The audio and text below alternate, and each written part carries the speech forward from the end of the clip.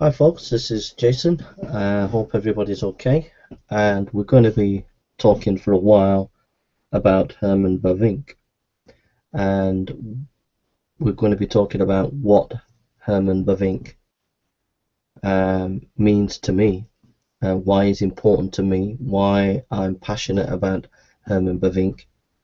And he is a guy who inspires me, encourages me, and refreshes me, renews me, and gives me great strength in my faith. And he's a model theologian that I look up to and has had a big influence in my life and continues to have an influence. Kind of standard that he he advocated. We're going to be looking at his Reformed Dogmatics, 4 volume, and getting a brief overlay of that. But before we do, we're just going to have a look at his life.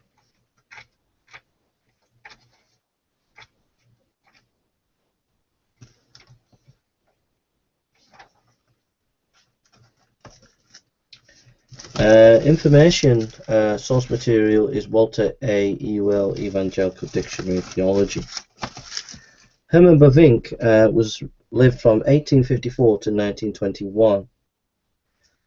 He was, without a doubt, one of the great theologians that Holland has ever produced, and he was a great Dutch Reformed scholar and theologian, Abraham Kuyper.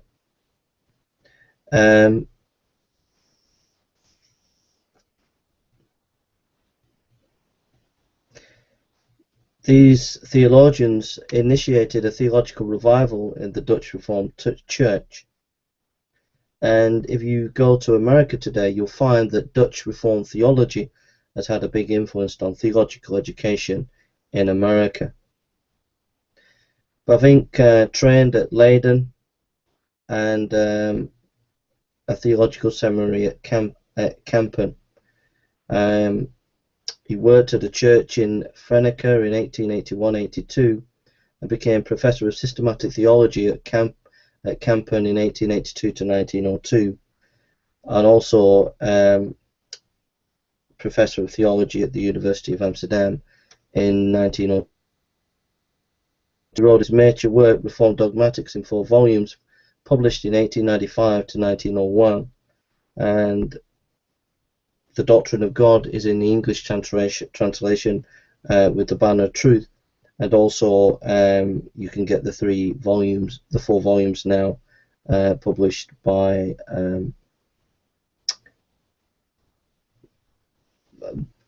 but I think by trying to think who publishes it, so just get it for you.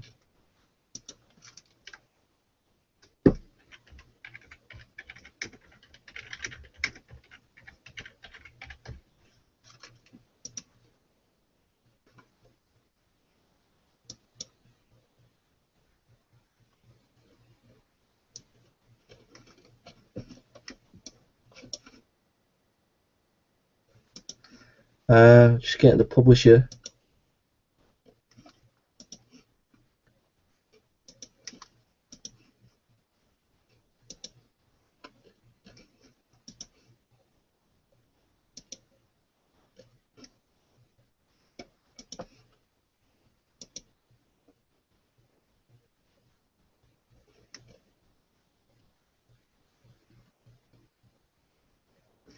Initiated by the Dutch Reformed Translation Society and published by Baker Academics. So that's the background of the publication. Bavinck was close to the separatist origins in Dutch Reformed church life. He was a scholar who showed interaction with all various types of engaged with philosophy, sociology, psychology, etc.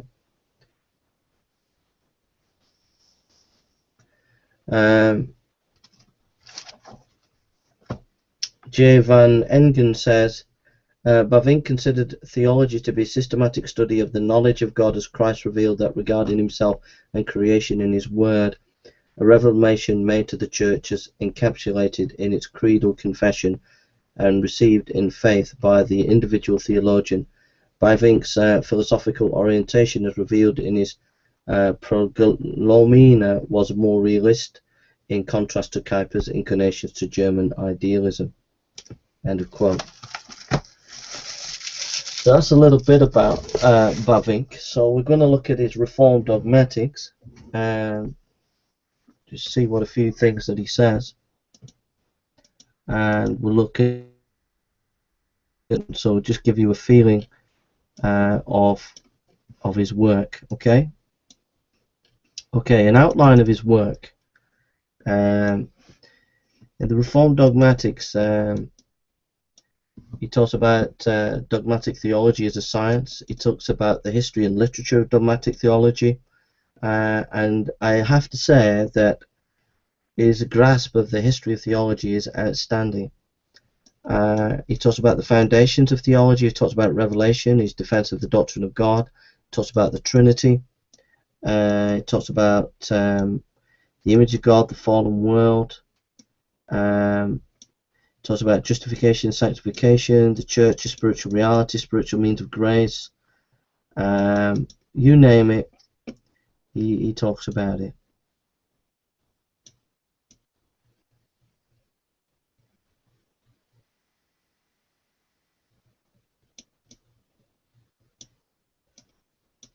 He writes, throughout the history of the Church, theologians have used different terms to describe the orderly study of the Christian faith and the summary of its truth content.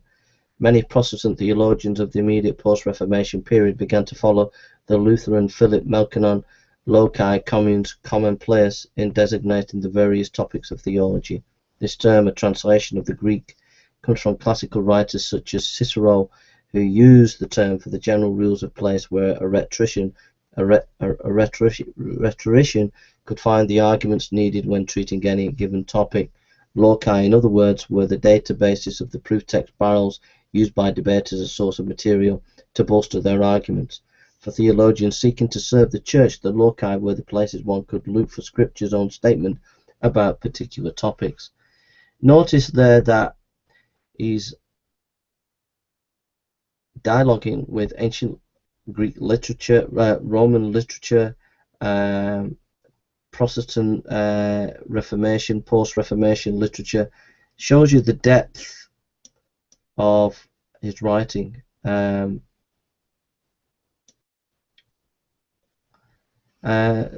another insightful bit of Bavinck that you get. He goes, for Friedrich Schleiermacher, 1768-1834, the content of the Christian faith is nothing more than the piety and faith of Christian believers at a given time. In his own words, Christian doctrines are accounts of the Christian religious affections set forth in speech, and dogmatic theology is the science which systemizes the doctrine prevalent in a Christian church at a given time. Others, such as Albrecht Rätschl in 1822-89, followed Kant more directly in construing the content of the Christian faith. In strictly 1865-1923, made the historical, psychological, and comparative scientific study of religions the object of theological inquiry. In summary, when dogmatic theology becomes nothing more than a description of the historical phenomenon that is called the Christian faith, it ceases to be theology and simply becomes the study of religion. Now notice there, he mentions Schleiermacher, he mentions Albrecht Rätschl, Ernest Trolich. So you got a classicist theologian who was well versed in Plato. You have Albrecht Rätschl, who was a master of Kantian thinking. You have Ernest Trolich, who was a master in new historical methods. So in other words, Bavinck as a theologian is engaging on multiple disciplines. He really is, and trying to dialogue and come to an understanding of other people's positions when he's quoting these kind of thinkers. So that's why I like the Reformed dogmatics. I like it because of this.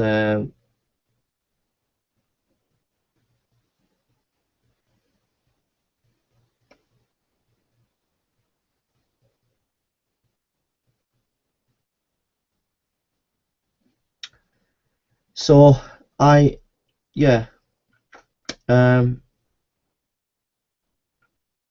that's why I like Bavinck. I like the fact that he engages with so many disciplines, so many different scholars. I like the fact that he writes simply. I like the fact that he writes spiritually. I like the fact that of these things. So here's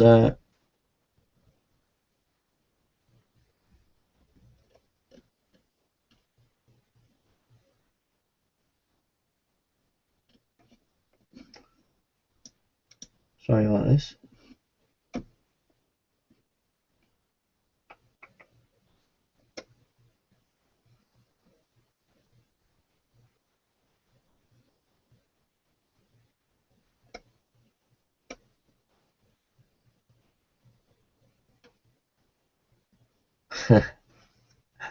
There's an article here. I like it. Some Advantages of Going Dutch by Carl R. Truman. Themelios, Volume 25, Number 3, 2000, in June. I think that would be really, really good. So anyway, we'll look at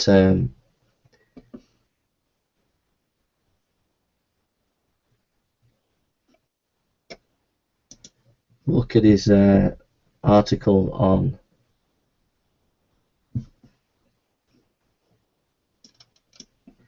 So we'll read Bavinck's article on war. The Problem of War by Herman Bavinck. This article was first written by Herman Bavinck, Professor of Systematic Theology at the Free University Amsterdam, in November 1914. Much of the material deals with the political problems peculiar to the time of writing and has therefore been omitted here. However, Bavinck's survey of the Bible's attitude to the problem of war still merits the consideration of Christians today.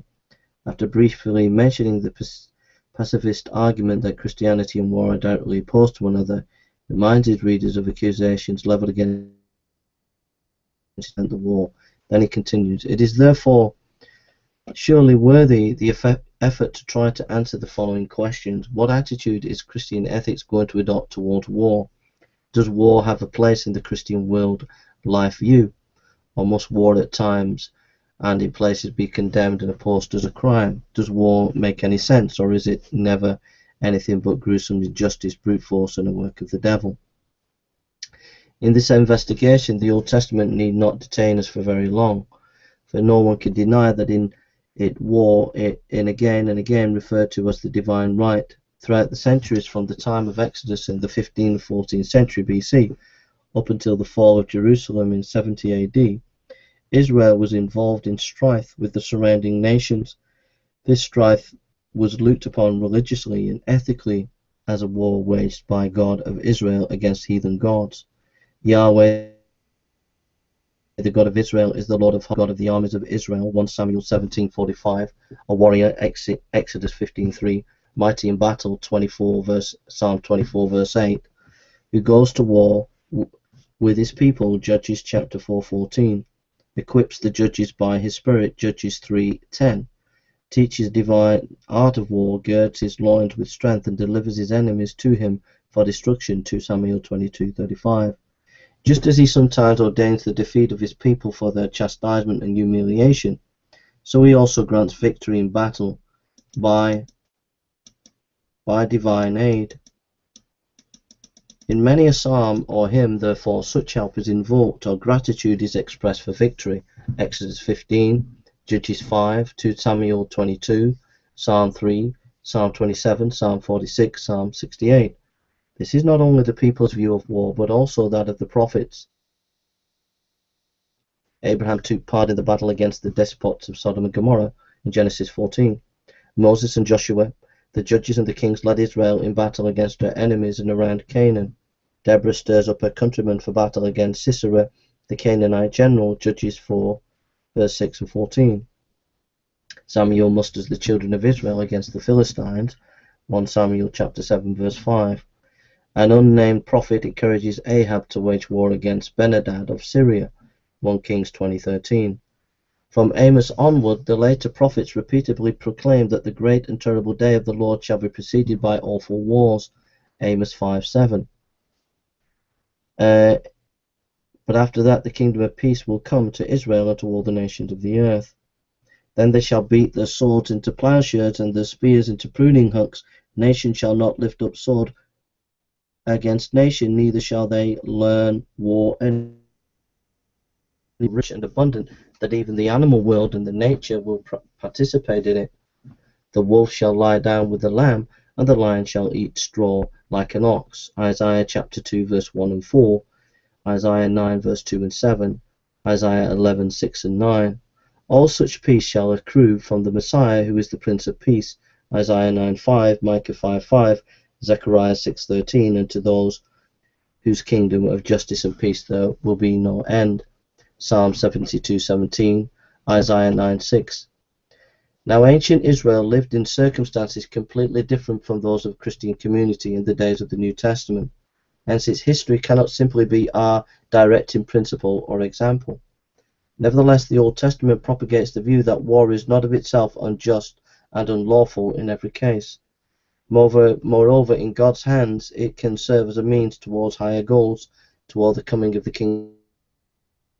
War is temporary, and at the coming of the Messiah, it shall immediately make way for the kingdom of eternal peace.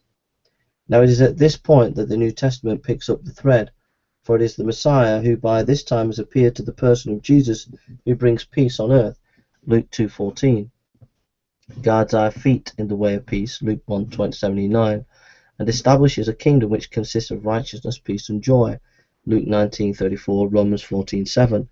This peace, of course, primarily religious in nature. Objectively, it is the relationship of peace which Christ has established between God and man, Ephesians 2:17. Subjectively, it reveals itself in the blessed knowledge that we are reconciled to God and that no guilt will ever remove us from fellowship with Him, Romans 5:1. This peace is bestowed on the community by the Father, who is the God of peace, Romans 1:7, Romans 15:33, what's called the Gospel of Peace, Acts chapter 10:36, Ephesians 6:15, and even now believers enjoy peace as a fruit of the Spirit, Galatians 5:22. However, this religious peace also has ethical results, for by his sacrifice, Christ not only brought reconciliation and peace between God and man, but also between various nations and people, Ephesians 2:14. Not that there is no longer Greek or Jew, barbarian or Scythian, slave or free, male or female, but all are one in Christ Jesus, Galatians 3:28. Thus Jesus declares that not only the poor in spirit and pure in heart are blessed, but also the peaceful or the peacemakers. He says that these shall be called the sons of God, Matthew 5:9. The Sermon on the Mount, he exhorts his disciples not to be contentious, but to be kindly disposed to their opponents, not to resist him who is evil, to love their enemies, to forgive until 77. The apostles exhort us to pursue peace and as far as possible to live in peace with all men, Romans 12:18, Hebrews 12:14. The New Testament ethical standard is so high that in practice it seems to be in now no way applicable. These words of peace and the gruesome reality of war stand in such sharp contrast that reconciling them seems to be impossible. Christ commands us not to resist him who is evil and to love our enemy, but in war the very opposite is required: murder, burning, plunder, destruction, everything that contributes to the enemy's ruin and downfall. The antinomy has been felt in the Christian church since ancient times and has led to varying attempts to solve the problem. Some have dismissed the world as the domain of Satan and have either in isolation or in small groups sought to apply the fundamentals of Jesus' teaching. Others have reversed this and have rejected his teaching as thoroughly, have denied its value completely. Still others have struck a compromise by distinguishing between higher and lower ethics, between counsels and commands, between clergy and laity. In quotes, the editor of the article. Bavinck then gives historical examples of movements of men who held to an uncompromising pacifism of others who extolled the virtue of war. The former he names the Anabaptists, the Quakers, and Tolstoy, including in the later group are men such as Hegel, Spencer, and Bismarck. He then goes on. Neither of these sentiments, however, can be harmonized with Christianity. The champion of peace do indeed at all costs like to appeal to Jesus' utterances in the Sermon on the Mount, yet by so doing they forget the truths which also find expression in the Gospel. The Sermon on the Mount is not to be equated with Christianity, and the problem of war is resolved by an appeal to a single text. It is much rather part of a wider issue which touches on the relationship of Christianity to natural life as a whole, to the entire sinful world, and all it contains. On this point, it must immediately be said that although passive morality is in the foreground in the New Testament, an active positive element is by no means lacking. The virtues which were then recommended to the Christians via patience, long-suffering, forbearance, and meekness and submissiveness all played a large part. What else could be expected at a time when Jesus' disciples were few in number, small by the world's standards, and without any influence on public life? But it is all the more striking that Christianity is devoid of all asceticism, and from its very beginning took on a positive relationship to the world at large. This fact is principally found in the statement that God loved the world, that Christ came not to destroy the world but to save it. From this focal point, lines are drawn in all directions to indicate the place Christians are to occupy and the attitudes they are to have in this sinful world. They must not withdraw from the world, but being in the world, they are to keep themselves from the evil one. Nothing is unclean of itself. All God's creation is good, and nothing is to be rejected if it is to be accepted with thanksgiving. Marriage is honourable among all. The government is God's servant and is entitled to obedience and respect. Whoever becomes a Christian is to remain in the calling to which he was called. The prayer of Jesus, the disciple, is that God's name is hallowed, and that his kingdom come, that he will be done on earth as it is in heaven. That his will be done on earth as it is in heaven. All this points not to an avoidance but to sanctification of the world. In this connection, it is significant that the military profession as such. The soldiers who come to join John the Baptist did receive an order not to take money by force, but not an order to leave the service in Luke 3:14. Jesus expressed his amazement at the great faith of the centurion at Capernaum and healed his servant, Matthew 8:5.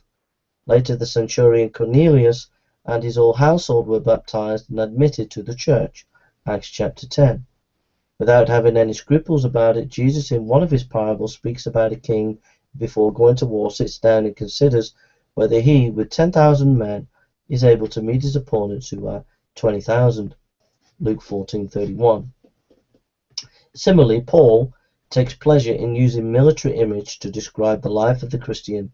Romans 6:13, 1 Corinthians 9:7, Ephesians 6:8-10-18. Even more striking is the fact that Jesus explicitly forbids the use of the sword for his defense, as the weapons of believers' warfare are not of the flesh, but mighty before God, Matthew 26:52, 2 Corinthians chapter 10, verse 4. Yet he is just as definite in affirming that he has not come to bring peace on earth, but a sword, that is to cause discord between people and between the members of one family, Matthew 10:34-35. Therefore, when the disciples are presently to go out into the world to preach the gospel, they are to expect persecution and hate from the world. Then they will not only need a purse and bag, but also a sword, i.e. they must be completely ready to engage in spiritual warfare against the world, Luke 22:36. The utterance of Christ clearly possessions which are of much greater value than the prosperity and peace. The commands of the moral law are not all on the same level, but occupy a different rank. God comes before man. Love for him is the great and foremost commandment. Matthew 22:38. We must obey him rather than man. Acts 5:29. His kingdom and his righteousness must therefore be sought above all things. Matthew 6:33. For the kingdom of heaven is a treasure and a pearl of great price. Matthew 13:44-46. Thus a man is worth more than the whole world. Matthew 16:26. The soul more than the body, life more than the food, the body more than clothing. Matthew 6:25. These spiritual and material goods are not necessarily mutually exclusive. They can be possessed and enjoyed together. Yet in the present world they may clash and collide with one another again and again. Hence we are placed in the position. The teaching of Christ and the apostles then instructs us that we should without hesitation abandon the lesser in order to partake of the preserved the greater. For the sake of Christ and the gospel, the right eye must be torn out and the right hand cut off. Matthew 5:29-30. Father and mother and son and daughter must be left, life lost and the cross taken up. Matthew 10:37-39, Matthew 16:24-26. Christian morality includes absolute self-denial. Life, prosperity, and peace are not the highest possessions. There are cases where what is dearest must be forsaken, abandoned, and opposed. The martyrs have left us an example of this. Even Christ did not please himself, but for the joy that was set before him, endured the cross, despising the shame. Romans 15:3, Hebrews 12:2. Just stop for a rest for a minute.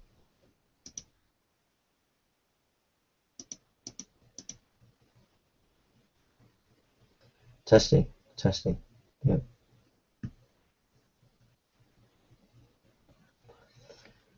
Just having a rest for a minute. Thus, the idea may yet be elucidated for another perspective. Our response to the moral law is love, which is the fulfillment of the law and the perfect bond of unity. Romans 13:10, Colossians 3:14. By this definition, Christian love is essentially distinguished on the one hand from Buddhist pity and on the other from so-called free love. According to Buddhism, the cause of all misery lies in being. All creation, especially creation that is alive, is thus lamentable and the object of pity.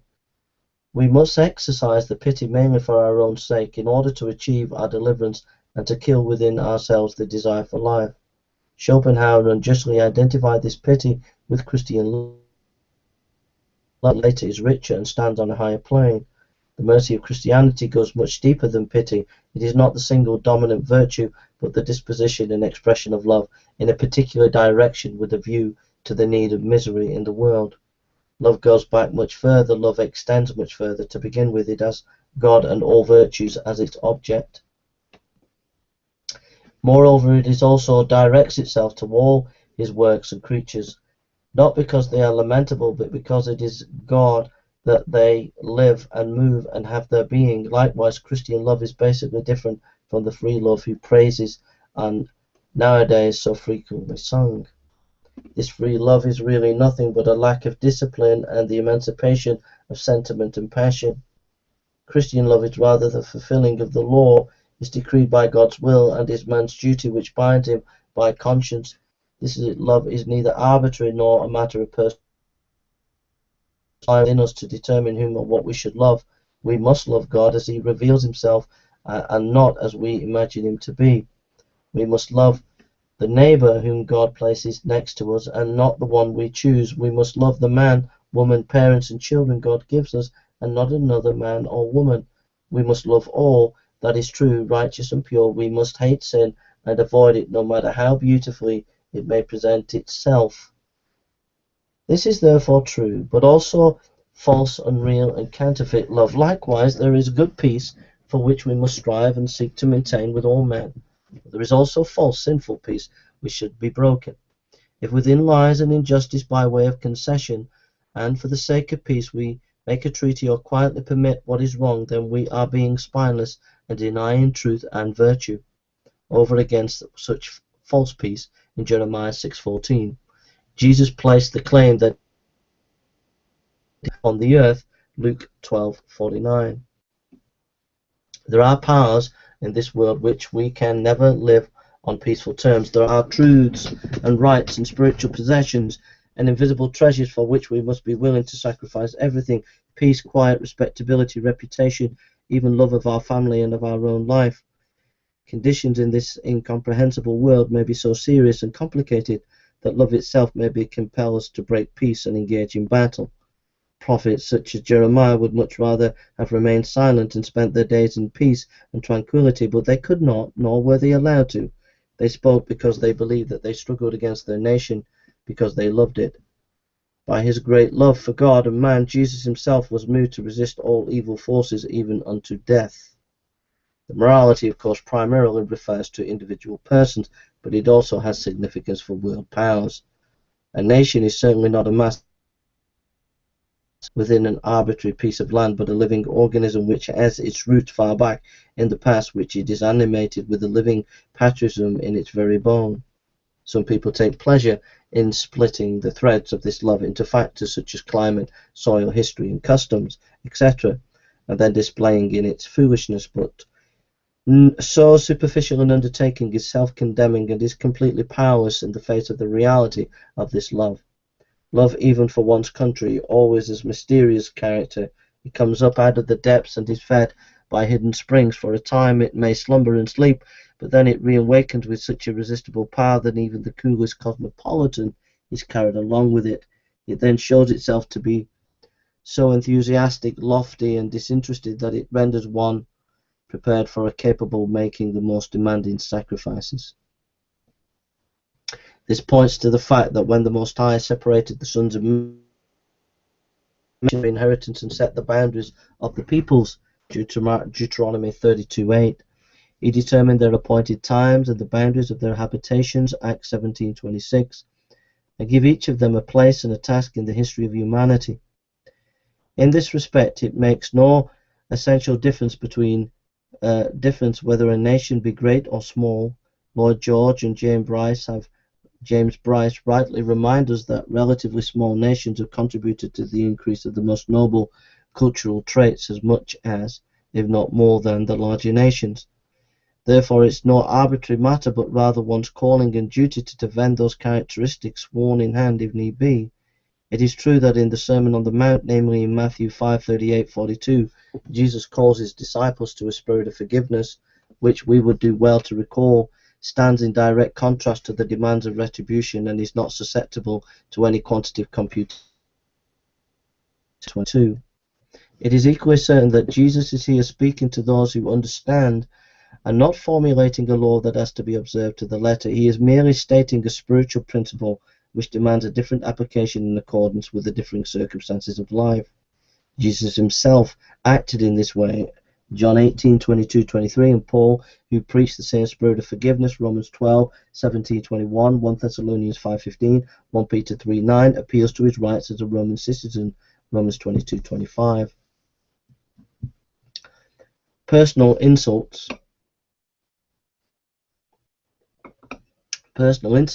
can and must be forgiven, but when truth or justice is assaulted in one's person, then, according to Christian principles, which place the kingdom of God and his righteousness above all else, it is one's duty to defend and give evidence. This obligation is contained even within the Christian virtue of self-denial.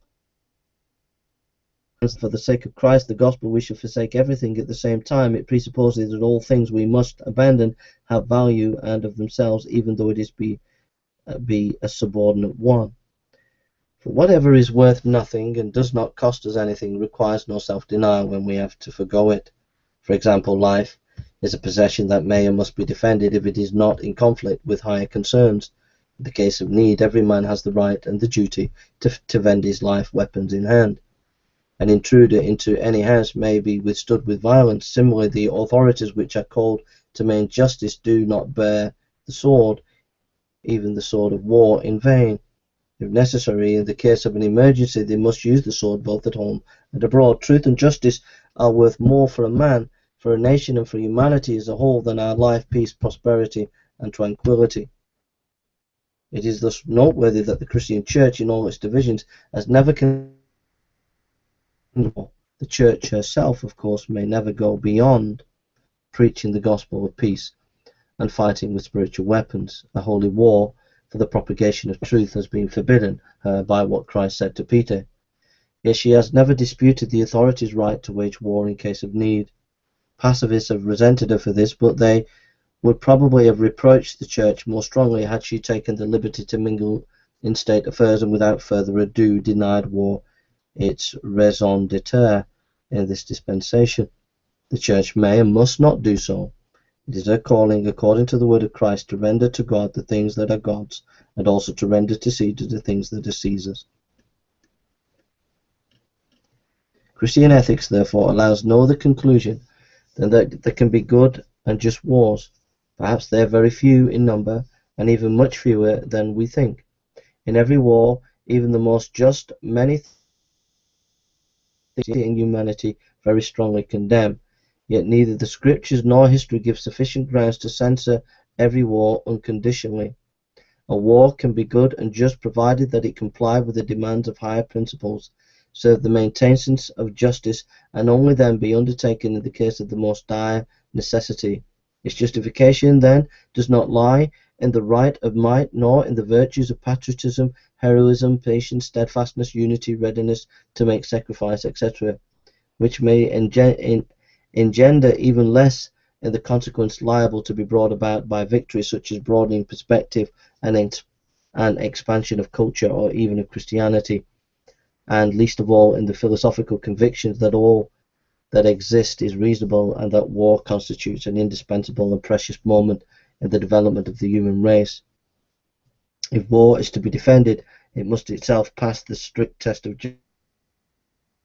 Resembles the disasters and adversaries of life in that it remains an evil, which may in God's holy hands nevertheless be used for the edification of the human race.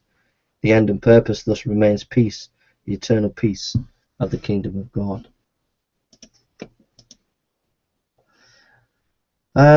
What I want to talk about here just for a few minutes is I like the exegetical teaching of the Gospels and Jesus' teaching within the article, and I think that was really good. But then it seems to like jump a bit of logic. It kind of really nailed down exegetically, and then it moves on into reflections about the justification of war, and I don't think the connection was made as strong as it should have been. What do I think of the topic about war? I do think there is a difference between the church and the state. The church should not encourage or engage in war. The church is there to preach the gospel. But at the same time, I think that I do think the governments can and civil authorities can and should engage in war if it's an act of justice and defence. Those are my thoughts.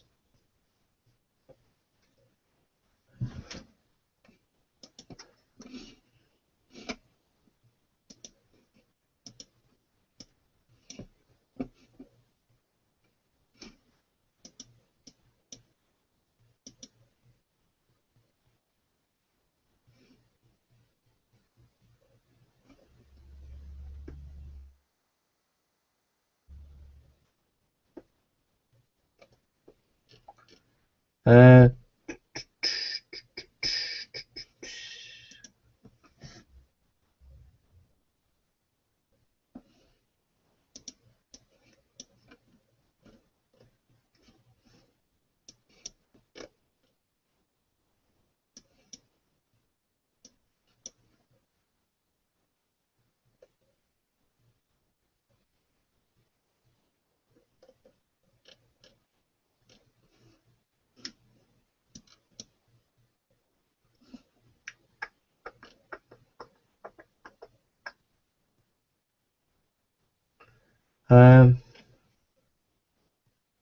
very interesting article, very thought-provoking.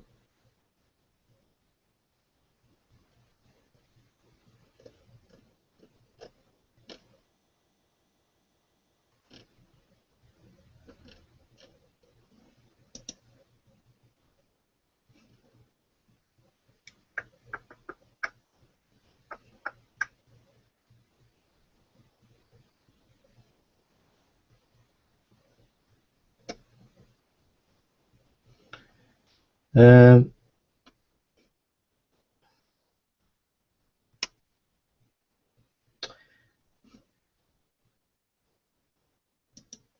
I'll just read some of Bavinck's epistemology here.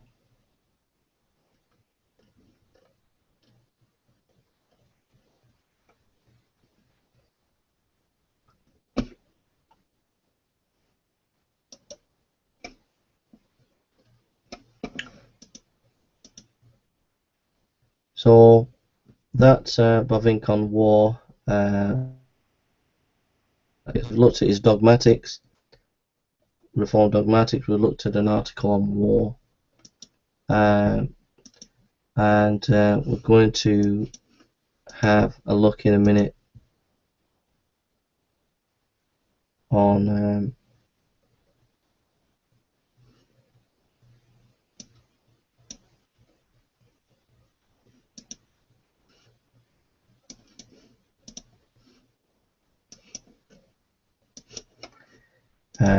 so we're going to have a look at Bavinck's epistemology now.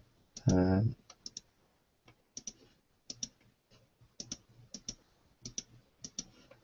I hope you enjoy it.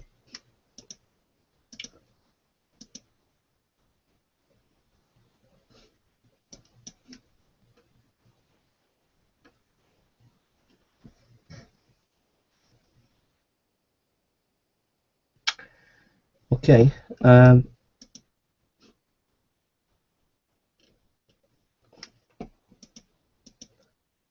So we're just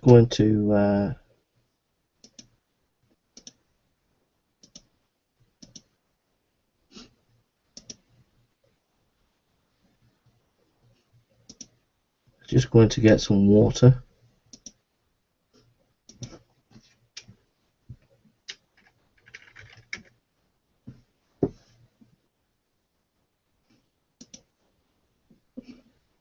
And then we'll continue.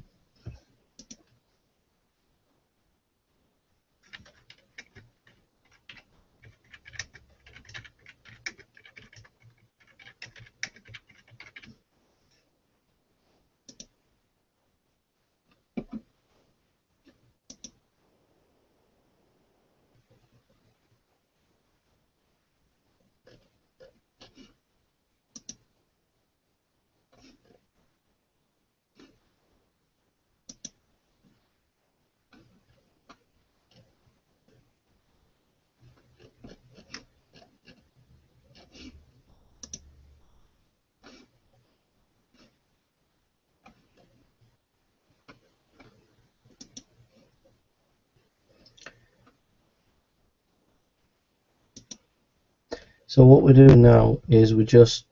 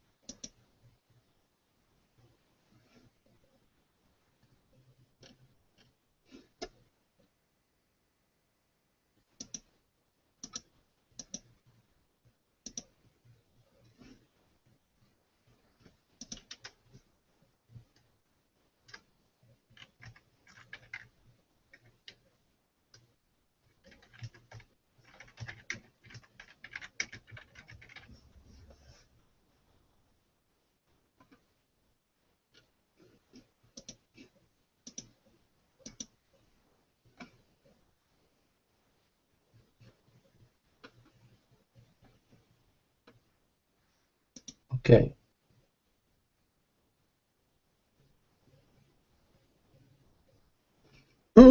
Sam Smith, In the Lonely Hour, the first essential new album of 2014.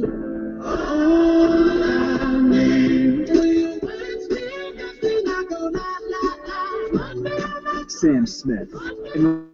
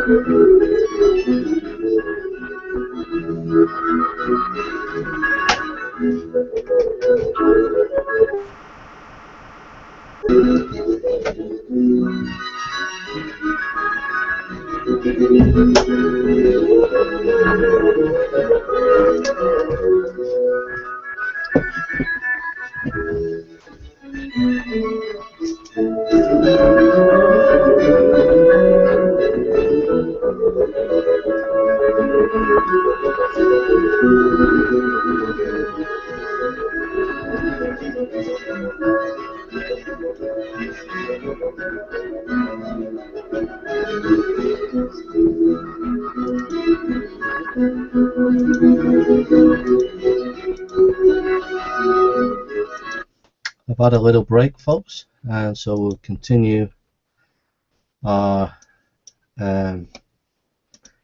expose, and I'm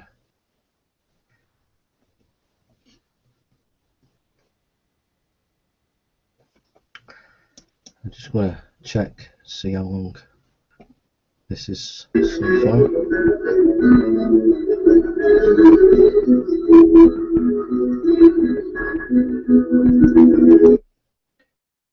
So 1:48 minutes, so we're going to spend about half an hour on epistemology. We've looked at just a little bit of the Reformed dogmatics. We've looked at a little bit of Herman Bavinck's essay on war. I've also done Herman Bavinck's Christology. So if you go and look at that, you'll be able to look at that. So now we're going to be looking at Herman Bavinck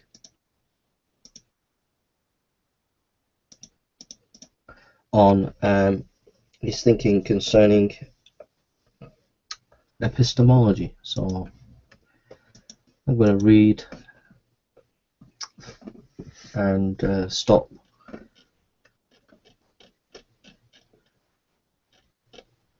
Okay. So I'll read a page, stop, think about it, and we'll go there. We'll do half an hour. He says the centuries preceding the French Revolution in 1789 are in many ways different from the epoch that followed. The radical change of direction introduced into the life and thought of the nations by this tremendous event shattered the continuity of history. We can project ourselves into thought and life of those preceding ages only with great difficulty. They were the ages of authority, objectivity, whereas in our era the subject proclaims its freedom of human existence. Admittedly, by taking its starting point in faith, the Reformation dealt a stunning blow to the authority that had previously encompassed all of life. In the Reformation, the believing subject rose against the oppressive authority of the infallible Church and boldly shook off the painful yoke of an old tradition. Nevertheless, in the principles of the Reformation, Christians remained bound to God's Word as it came to them in the Old and New Testament, and in the Protestant Church. The authority of that Word was initially so unshakable that people rarely doubted it, not even in their heart. There was faith and there was certainty. No one felt the need for an inquiry into the final ground of faith, into the deepest foundations of certainty. People were convinced they possessed the truth, and no one questioned the writings on which the faith was grounded. In times of doubtingly examine the foundations of your hope. You speak as one having authority, not like the Pharisees. After the middle of the 18th century, the situation gradually changed. The subject came into its own. It became aware of its true or presumed rights and slowly broke all the ties binding it to the past. In an unlimited sense of freedom, it emancipated itself from everything the past held sacred. All authority that demanded recognition and obedience had to answer first the foundational question: by what right do you demand my obedience? Critical reason had been awakened, launching an inquiry into the ground of all authority. Naive, simple, childlike faith all but vanished. Doubt was now become the sickness of our century, bringing with it a string of moral problems and plagues. Nowadays, many people take into account only what they can see, deify matter, worship mammon, or glorify power. The number of those who still utter an undaunted testimony of their faith with joyful enthusiasm and complete certainty is comparatively small. Families, generations, groups, and classes have turned away from all authority and broken with their faith. Even among those who still call themselves believers, how many must screw up their courage into force, unnatural belief? How many believe as a result of habit, laziness, or lack of spirit? How many act out of an unhealthy attempt to recover the past, or out of a misleading conservatism? There is much noise and movement, but little genuine spirit, little genuine enthusiasm issuing from an upright, fervent, sincere faith. I'll just stop there and reflect on that. What he's saying. What I like about him there is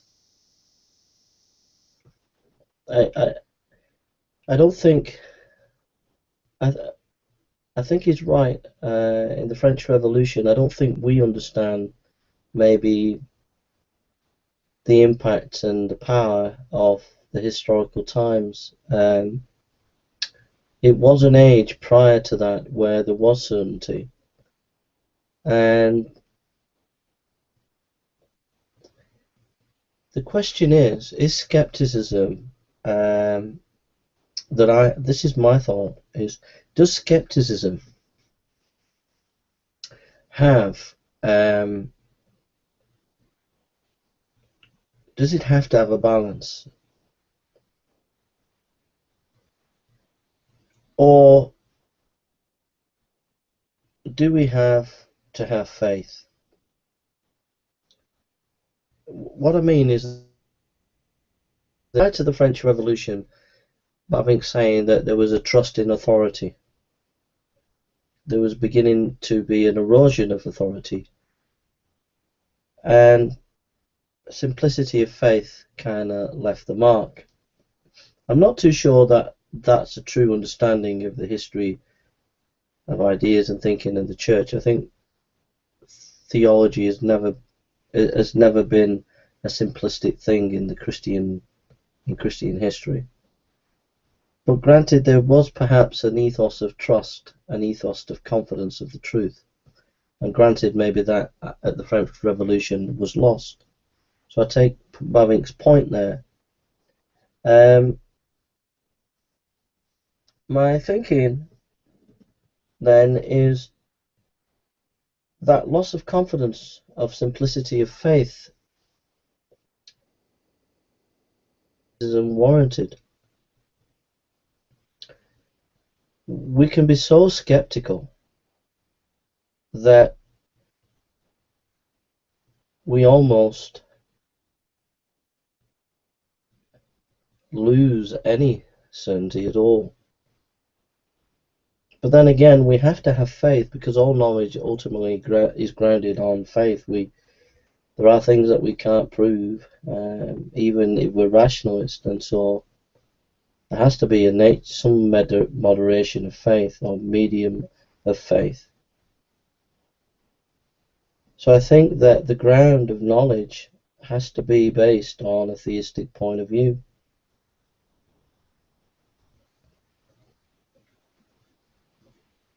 So basically, we have to be critical and think, but at the same time, without a foundation of faith, then we're not going to, and our thinking will end up in nihilism. I don't advocate, and I know that Bavinck did not advocate a kind of putting your head in the sand against questions that people are putting to you. That if your culture is challenging your faith, that you need to think it through and answer the challenges in an honest, fair way. Bavinck says, nowhere is this more true than among theologians. They are most doubting, facilitating group of all. They have plenty of questions, doubts and criticisms to offer, but what we expect from them more than from anyone else is unity of outlook, consistency of method, certainty of faith, eagerness to give an account of the hope within them. For these traits we often look in vain. This phenomenon is not confined to a few theological schools. It touches all parties who don't bury their heads in the great battle of the spirits. The questions regarding the rights of faith and the ground of certainty is the dominating question, not just in practical life but also in universities.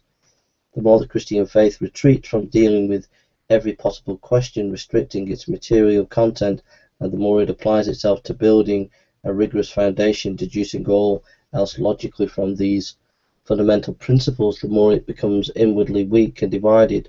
Those seeking direction in this area are met by a motley array of options and opinions.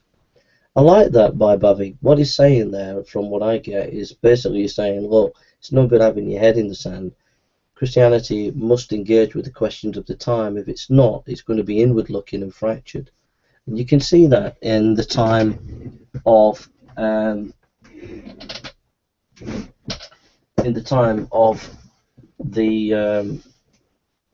American theology, at the time of the height of Princeton theology, around about 2000, around about 1920s, you had scholars like B.B. Warfield and other scholars engaging with the wider scholarly community. But then round about the 1940s, 30s and 40s, when Westminster Theological Seminary was set up and left Princeton Theological Seminary, the scholars left Princeton, such as Dr. Machen, and set up Westminster Seminary. What you find is an increasing development of introvertedness with the intellectuals. Even though you had people like Cornelius Van Til and others engaging with the wider scholarly community, there were beginning to be more internal philosophical battles and theological battles, because when Westminster Theological Seminary was set up, it also set up a new denomination, and that denomination became fractured and divided, concentrating on theological battles rather than actually engaging in the world. So you can see that Bavinck's ideas actually come to fruition and come true, in that if we don't engage with the questions of the time, we become introverted and we lose our effectiveness. He goes, thus our area of inquiry is circumscribed as holy ground, for it must be entered with reverence and fear. Here we touch the most intimate depths of the human heart. Here, more than anywhere, spirit. but at the same time a frank, unbiased attitude in order to understand the life of religion in its inner essence, and to purge it of all untruth and error. Wisdom and care dictate that in pointing out the way to obtain the certainty of faith, we first consider what this certainty of faith is, and the different ways men have sought it. The question regarding certainty of faith is not only of scientific, theological, but also of practical religious importance. It is concerned not only to the theologian, but also to the layman, to belongs to not only in the study, but also in the living room. It is not just a theoretical academic issue, but a preeminently one of life and practice. No matter how wicked and fallen anyone may be, as sometimes in this life he will encounter moments of passionate seriousness,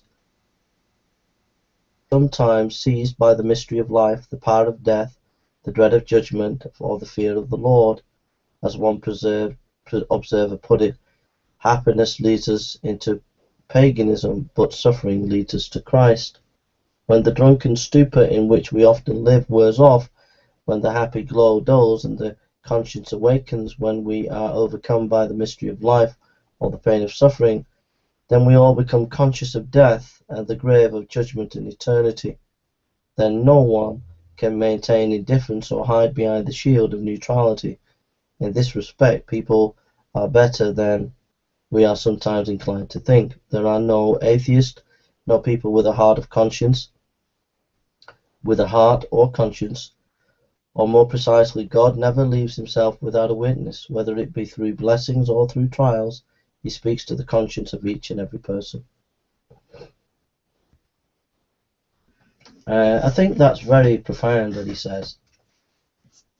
I think it's really profound. He's basically saying reality bites. That you can be a skeptic and say that there is no God, there is no truth, but whether you're a skeptic or not, you're going to have to deal with suffering, you're going to have to deal with the reality of life.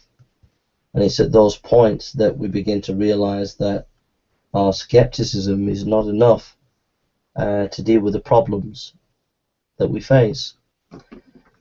Bavinck says, true, many seek to stifle this voice and sear their conscience with a cauterizing an iron, and many have doubtlessly become very adept, persisting in their false assurance of disdainful indifference unto their deathbeds.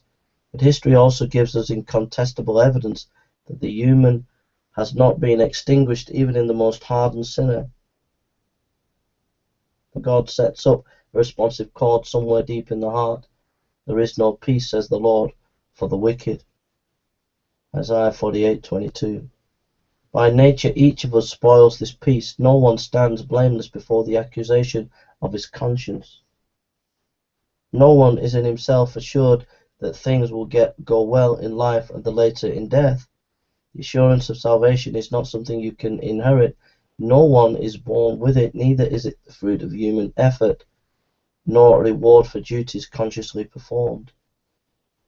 We seek in it vain in the treasures of this earth, in life's joys, in the praise of the masses, and in the fame of scholarship, in the acclaim of the arts, or in anything here below we are going. We must know that our personhood is more than the ripples in the ocean, that the moral battles stand far above the natural order, and that the highest and purest are not illusion but reality. We must know how we can be liberated from the accusations of our conscience and from the weight of sin. We must know that God is and that He is our God. We must be sure we are reconciled to Him and therefore approach death and judgment without terror. In all this, our greatest need is for certainty. It is the deepest, although often unconscious, need of the human soul. He's coaching it in religious languages, and I think that he's a very canny thinker, actually. Basically, he's basically, through his language there, he's actually saying that reality is moral. And when you think about it, post-Enlightenment thinking was saying reality is rational. But I think he's saying reality is ultimately first moral. And I think he goes on to influence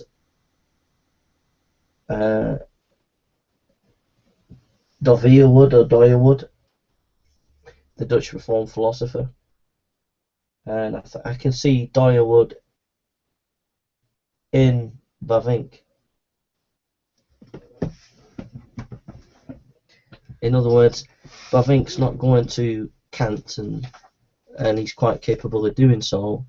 He's talking about conscience, because he recognizes that the reality of human nature is ultimately, primarily, a moral reality.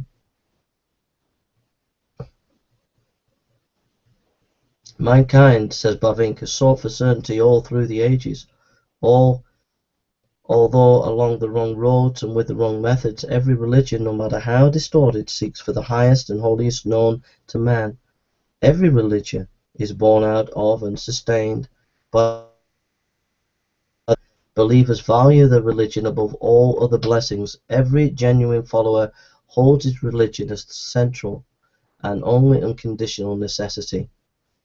To him, religion is life in the deepest essence. Religion is the only way for persons to attain what they desire for this life and the next. Whatever is considered the most real, the highest, the truest kind of life is the content and subject of religion.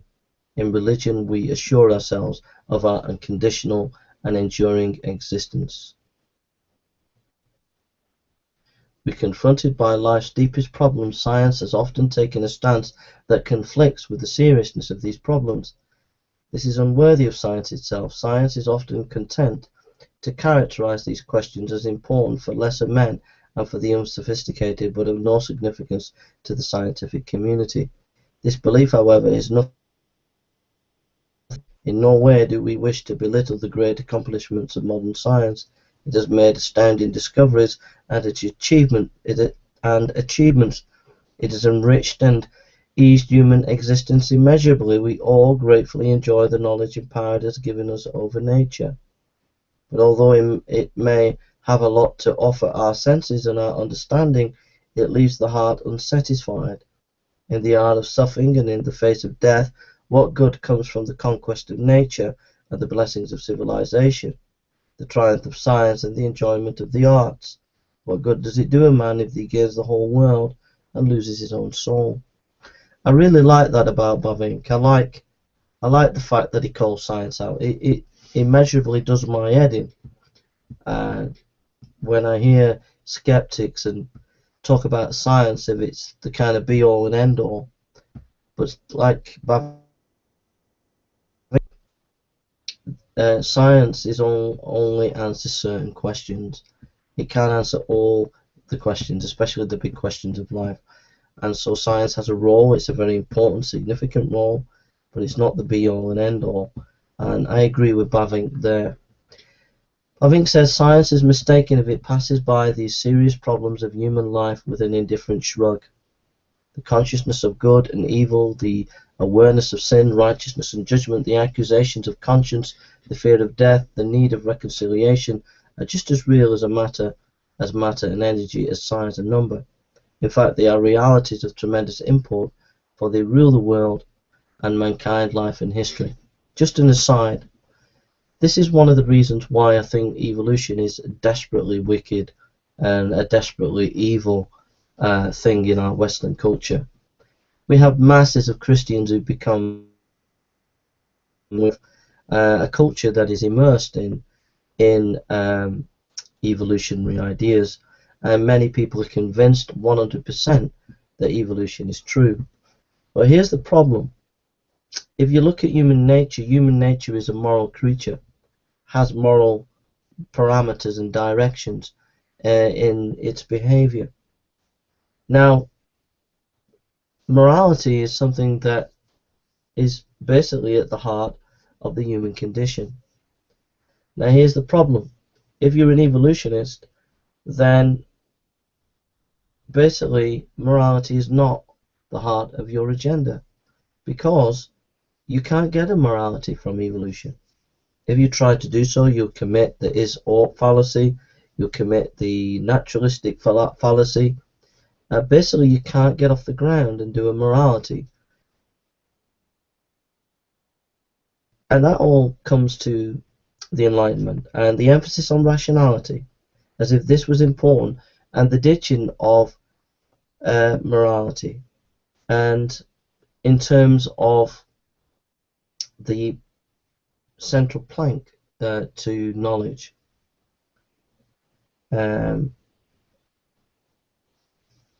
So yeah, I forgot what I was talking about there, but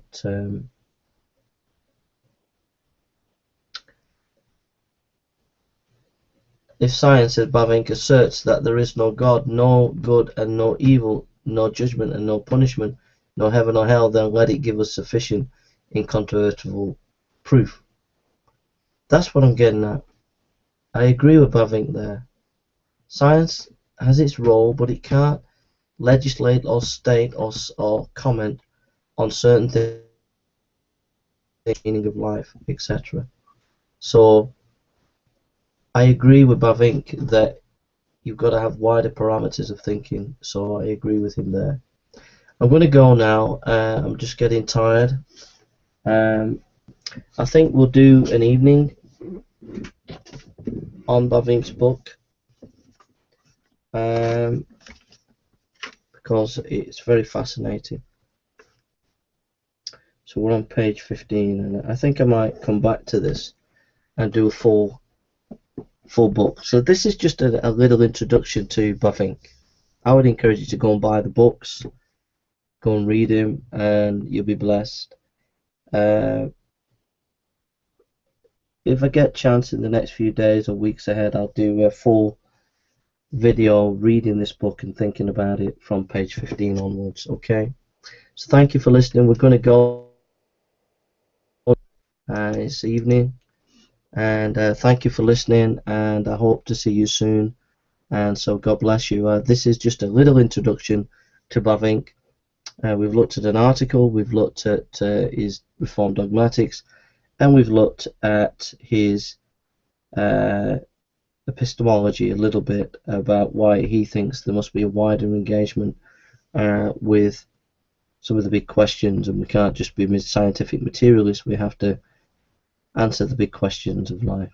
Okay, thank you for listening, and I hope to see you soon. This is Jason signing off. God bless.